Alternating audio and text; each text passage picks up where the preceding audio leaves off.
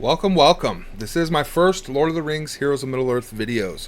In this video I want to talk about the arena and who I think you should be building and why they are currently the best option for you to build. As you can see, it's no secret. Obviously, Isengard 3 with Gaz Ironhide and Strider. This is the best team currently, and I'll tell you why. The pros and cons. I'm also going to discuss 3 other options and the pros and cons of each, and maybe help you come to a conclusion as to why I'm doing this, and I hope it helps you with your arena team and maybe what you should be doing moving forward. I want to jump over here to my main account. I've been playing since May 10th on launch, and I'm loving this game.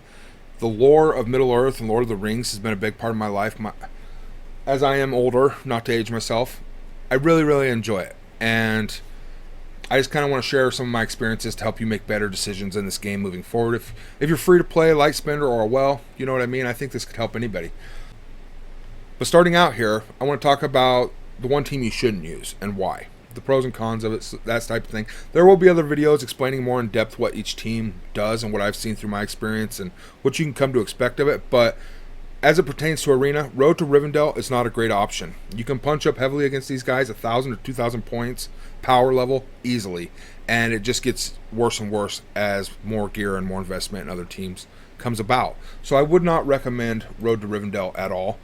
I will show you mine here because I have invested heavily into these guys. I spent on the beginner pack, and I love them. You know what I mean? Who doesn't love Frodo and Pippin and Strider? I mean, it's where we all started off in the beginning, you know, when they're leaving the Shire, and oh my god, it's just phenomenal, right? But I took him up to gear tier 5. Strider is gear tier 6, and he's the only one on the team that you actually want to invest in because he's a plug and play. His kit is solely based around putting out damage and a burn on his special. He applies a burn, does tons and tons of damage, is a 3-hitter. His AoE is amazing. As well as he's going to gain crit chance, armor, health, all that good stuff from his passive. Now his leader ability, it's only for the Hobbits and the Road to Rivendell team, so I wouldn't worry so much about it, and that's going to save you ability materials for other characters. He's the only one you should build from that team. When they get into arena, they just get annihilated. They're good in other areas, but they're not needed in a lot of things. So, as for Road to Rivendell, I would highly recommend you don't build them. If you're looking at arena, which is our only game mode, they are no good there. The game's going to force you down a path, okay? And it's going to give you Eowyn to start out, Strider, and Frodo. You're going to take 2 of those, Lady Eowyn, from Rohan, and you're going to build your Rohan 3. Alongside Ironhide, Gaz Ironhide, that you get from Guild Campaign here on the last node, and Strider. That's going to be your team comp for arena, for light side campaign, all that good stuff. That's the team you're going to want to use right here. And I recommend farming him and unlocking him at 4 stars and then just investing in his levels and his gear. As definitely get your Gaz at 4, and he'll be one of your 5 for your arena team if you're going Rohan 3. The Rohan 3 in this game is a great comp, and they have more characters, but their healer, Eldred, is actually only obtainable through the store for crystals, and you don't want to be spending your crystals on a character that you're not, you know what I mean? You're going to have to spend more and more crystals to star him up. You can get him unlocked and use them. I unlocked him for this quest, which is what you should do, but other than that, there's no other way to get him except from those chests that randomly drop. It could take you a year to get him unlocked for 15 shards. He's just not an option. And Wolfwind's a later farm, and I really don't know how great of a character she is other than putting out some more damage. That's all Rohan does, is damage. So you're adding Strider and Gaz Ironhide to this team in the arena, and it's just damage. Eowyn, she buffs you with might on multiple allies.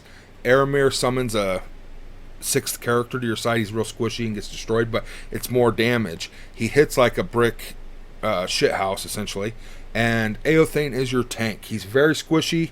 Once he gets provoke up, he usually gets, 50 to 75% of his health burnt down. And considering you don't have a healer on that 5-man comp, he's going to die rather fast, which is fine because the more they're beating on him and killing him, that's keeping your big damage right here alive, as well as your Strider and your Ironhide. She also puts out an ability block which stops your opponent from doing anything but a basic, which is rather nice. So she's just wonderful all around. I believe she adds defensive and all that. And the big thing around this team is their assists and their counterattacks that they do together. So they're going to be hitting a lot often. They're going to be hitting often rather, and power. Okay, and that's why they are so commonly used in Arena. Now, the reason I don't recommend you going hard after them currently is because right now elves are a big thing, and we're farming elves to unlock Elrond, which is the first legendary coming down the pipe, down the road. You're going to want to save your light crystals and your gear for the elves if you need to level them up to unlock Elrond, right? Now, you could go in this team still and go hard at them. Obviously, you're going to want to build them for light campaign some, but how far you take them, you might want to think twice about it. And as for Arena, they're a great option if you want to go that route and you have no intention currently of messing with the elves or Elrond. They're a great option. They're going to keep you competitive, and the more you invest and the stronger your team is than your opponent, you're going to get higher into Arena. But I wouldn't invest any more heavily than you have to get to like Gold 2 or Gold 1, and I would just sit there and enjoy the crystals you're getting. Now, the other option is the Isengard 3, and that is the one I'm going to highly recommend. And the reason for that is, well, they're your Shadow Side campaign. They're going to clear that for you, and they're going to get you to one of the elf unlocks that you need for Elrond, which is another huge pro. As to why you want to build them higher and higher, right? Because Chapter 3-9, this is not an easy fight. I had to play this every day manually or auto it and get 1 or 2 stars. And I even lost it a few times. It's a very hard fight to get to. And you have to have a healthy investment in your Isengard 3. But this is one of the elves, Laeliel. And you're going to want him to unlock Elrond more than likely. So, if nothing else, you're going to want to play through the Shadow campaign. So you're going to need the Isengard 3. And that's what it gives you currently, because every other Dark Side campaign or the Goblins, they're really squishy. They're not a great team right now. And they're harder to farm. They're late farms. You're going to have to go with Isengard to get to them. So I would just stick with Isengard because they're great as is, if not the best Shadow campaign team currently. They're just easily accessible. And I'm going to spotlight them here. And again, it's just the 3 Isengard orcs with Gauze Ironhide and Strider. You want Gauze Ironhide for his AoEs in Arena. It's just massive damage, and there's no synergy there, but he just puts out tons and tons of damage. As well as against the Rohan 3, he's going to debuff every character when he does his special. So that's what hurts the Rohan 3 in Arena. That's why I think Isengard's a better way to go. They don't do a ton of buffing, but they do a ton of debuffing. And Gauze doesn't affect that, right? I clicked the wrong team. Uh-oh. So we're going to go to Isengard here. 1 second, sorry. And these are the 3 that you're going to start with. It unlocks them all for you, I believe, just through playing through the game and the quests early on. Now, Morzaw's the 4th, and he's some damage, very little damage, a couple debuffs. He's really awful. He's an awful, awful character. Now, Azak can bring some more damage and debuff to the team, and I would say he's worthy of building, but I haven't even got to his node, and I've been playing since launch and spending on my account, so I don't think he's a viable 4th anytime soon.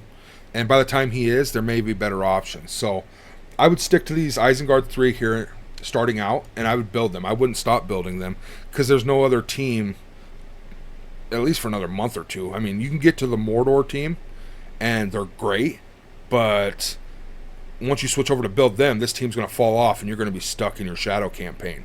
You're going to be stuck on your Orc challenges. It's hard to switch teams currently with the material bottlenecks. So that's another pro for these guys. You've already got them built. They give them to you. You're going to be using them for the foreseeable future. Why not enjoy them and their potential legendary unlocks later on down the road? As well as they beat Rohan 3 straight across, in my opinion, when you're using them. I've used them, and I've beat every team that's of same power, and I punch up sometimes. What this team kind of does here is they're about putting out debuffs. Ugluk, he puts out a blind, and he's fast, so he gets off before like Strider or Gauze Ironhide, and once you build them enough, he's actually able to blind Gauze Ironhide, and that stops one of his AoEs right off the get-go. As well as you could blind Strider, which stops his AoE, makes it use it. The AI uses those AoEs, but it doesn't actually hit your team, so that's awesome. As well as he puts out some other debuffs and such. This is your healer, Dunhar. He's got a nice heal. It's more for himself, but it does heal the team a little bit. His big thing is putting out lots of negative effects. Oh, look here. He does have a heal block, which he puts out. He inflicts weaken and bleed on his basic, and their focus just gets that much better.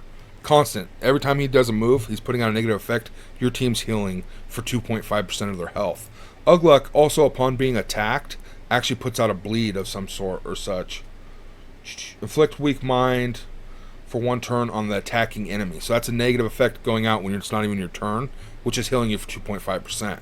And those add up. 3 negative effects, that's 7.5% of your health.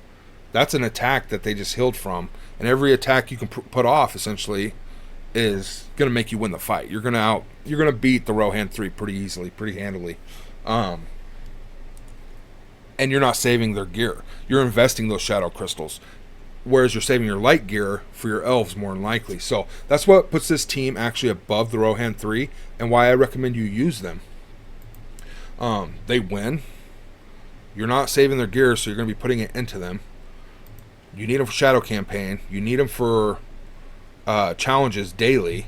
They're just phenomenal. The only buffs I actually see on the team really is right here with he buffs himself, gives himself 2 turns of regeneration, which is a 5% heal, keeping them alive longer to put out negative effects to heal even more, as well as he becomes deadly, more crit chance, huge crit chance, and he increases his speed by 30%. So if you're using this to buff on first turn, which you should, and then you're coming at him with this to inflict slow and healing again, and then you're coming at him with this with massive crit chance. I mean, it's just, the team is quite phenomenal. On crit, cleanses himself. Isengard squad members gain more crit chance, so they hit harder. I mean, it's nothing like Rohan's crit, but they got an awesome setup with this 3 characters, and I would recommend this to my baby mama. You know what I mean? They're quite wonderful. So that's basically the video. I know I gave it away in the beginning, but that's the truth. Right now, that's the way to go, especially if you're starting out, because you're going to quit investing in your light side and wait kind of on elves probably eventually, and save some of that gear for your elves that you're going to be farming up. But Shadow, you don't have to save that gear for anybody. I wouldn't. I'm not, and once I find out of another team, then maybe that'll change. But as of now, this is the team you want to rock. This is my main account that I spent on. I started off with Rohan 3 and Isengard 3, and was playing, and I had a competitive arena team. I was up in gold and such, but I switched over to those hobbits and invested all my gear there, so I started to fall way back because other people kept investing in Rohan 3 or the Isengard 3.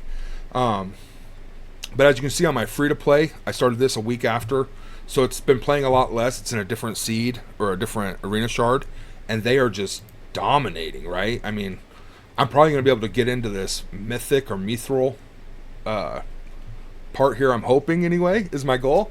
But that's really all I got for you guys. I would highly recommend Isengard 3 with Strider and Gauze Ironhide for the arena. And yeah, I want to thank you for watching. I hope you stay healthy. See you in the next one.